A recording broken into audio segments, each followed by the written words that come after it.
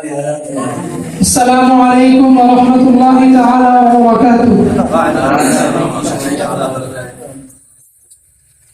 আজকের এই সেমিনার উসমান গনি রাদিয়াল্লাহু তাআলা আনহু মাদ্রাসা আল উসমান দারুল মুতাআলা কর্তৃক আয়োজিত আজকের এই সেমিনারে আমার সামনে উপস্থিত আমার প্রিয় ছাত্র ভাইরা এবং আমার পাশে উপস্থিত রয়েছে আমার প্রিয় বিচারক মণ্ডলী, আমার পক্ষ হতে সবার জন্য আন্তরিক ভালোবাসা ও অভিনন্দন।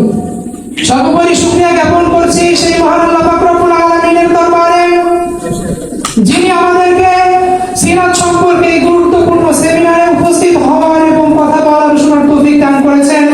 এজন্য সকলেই শুকরিয়া জ্ঞাপন করি, বলি আলহামদুলিল্লাহ।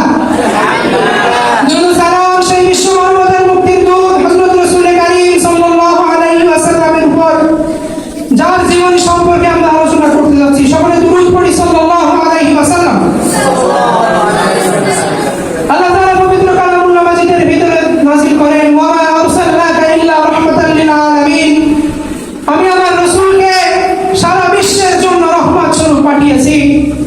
রাসূলুল্লাহ সাল্লাল্লাহু আলাইহি ওয়াসাল্লামকে আল্লাহ তাআলা এমন এক জামানায় পাঠিয়েছিলেন যে জামানায় হত্যা করা মানুষের নিত্যদিনের অভ্যাস ছিল।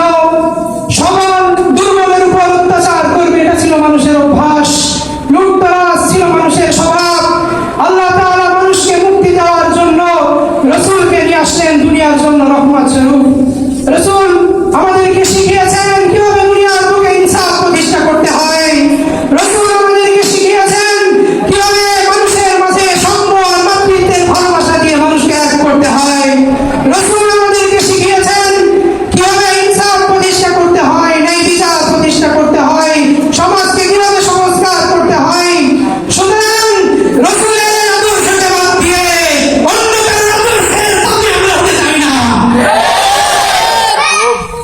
আমরা দেখেছি এই জাতি, আমরা অবনতনের দিকে যাচ্ছি, খুন খারাপ লুটতরাজ, আমরাও চলে যাচ্ছি সেই জাহেলিয়াতের যুগের দিকে।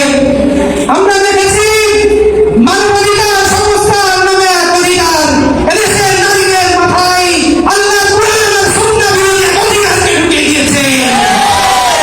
সুতরাং স্পষ্ট ভাষায় বলে দিতে চাই,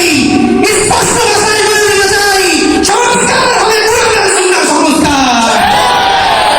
সুতরাং স্পষ্ট ভাষায় বলে দিতে চাই, আমরা কুরআন আর সুন্নাহর সংস্কার বাদ দিয়ে কাফের আর ইহুদি মুশরিকদের সংস্কার চাই না।